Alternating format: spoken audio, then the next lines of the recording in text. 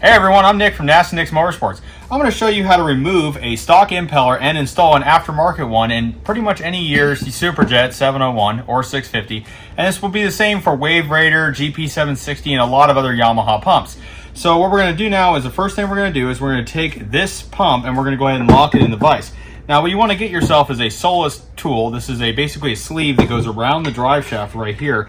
And then we're going to go ahead and lock that into the vise. All right, as you can see, this piece just go ahead and slides over the top of the shaft, and then we're going to set this into the vise. I usually go towards the center. Oh, give me 1 second. And then I clamp this nice and good and tight. So you want to go ahead and get that really tight and make sure that that shaft can't move around at all. Now the next step is you're going to go ahead and grab an adjustable wrench. Now this one is gigantic. This is from Harbor Freight, but I like having as much leverage as possible. Now you're going to take it. Now the stock one has pretty much almost like a nut looking side here where you can go ahead and attach a wrench. If you have the actual size, I think that's like a 26 or 27 millimeter, but for the most part this big ass crescent wrench just does the job you're looking to do. So go ahead and tighten that on there, and now even though it seems counterproductive, you're going to go ahead and turn it clockwise, which is going to be to the right. So go ahead and lean down, and that go ahead and pops off. So the thing about using these big wrenches is they don't tend to be able to fight you that much, and you get a pretty good grip on it. So what I'm going to do now is I'm going to go ahead and rotate this thing off, and then I'll show you the finished product after that. All right, guys, now that you got this prop off, we're just going to go ahead and keep turning it until it comes loose. I'm going to slide it up, loosen the vise, remove the tool, and the prop just slides off. So the next part, we're going to go ahead and install an aftermarket prop. So this is right here, this is a SKAT Trak. This uses a special tool in the front. It fits in and works pretty much the same way as the other one, except with the difference that you want to use a closed-ended wrench on the side, which I believe is a 22 millimeter. So that fits in the front of this thing, and that will help us turn it. Now the Solus uses a different key, and that's the one right here. So I would advise you that whatever prop you buy, you make sure you get the right set of tools. While the Solus back part will work with any amount of these tools, the front part has to be matched to whatever prop you're using.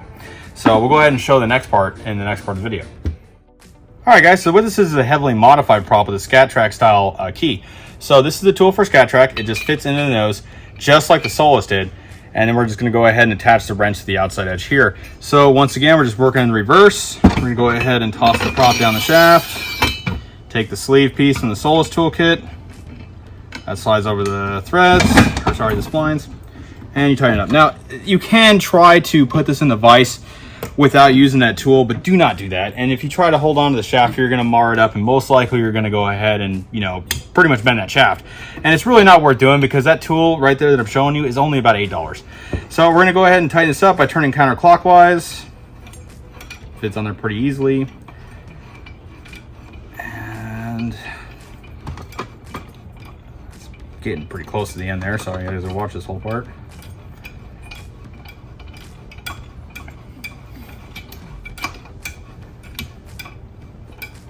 It took forever. I'm still going. There it is. All right. So I always like to snug it up with the crescent wrench first. And then what we're going to do is go ahead and give it a nice yank. Now, I believe you do want to try to use the right size wrench for this. This one I'm using the crescent just because I have a couple of these tools and I like to try it. So, get it up.